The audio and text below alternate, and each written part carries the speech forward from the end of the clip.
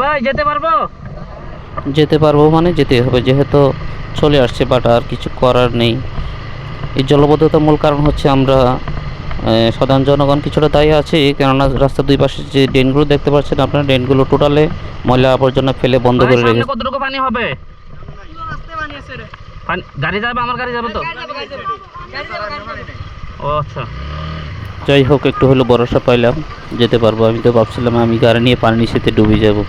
এই রুটটি বছরের 6 মাস জলবদ্ধতা হয়েই থাকে, যখন যাওয়া আসা করি দিকটা আমরা দেখতে পারি।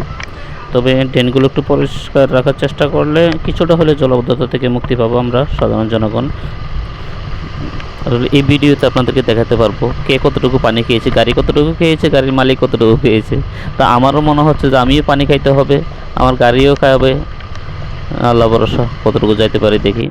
ওই দেখেন সিএনজি পানি খেয়ে বসে আছে, কিছু তো করার নেই, আর কিছু করার নেই, যাইতে হবে।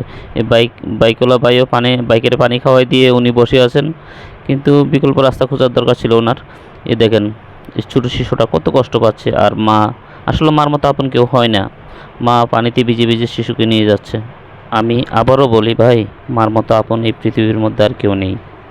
দোয়া করি প্রত্যেকটা সন্তানের জন্য, প্রত্যেকটা মাকে আল্লাহ বাঁচিয়ে রাখুক, এই দোয়া রইল মাদের প্রতি।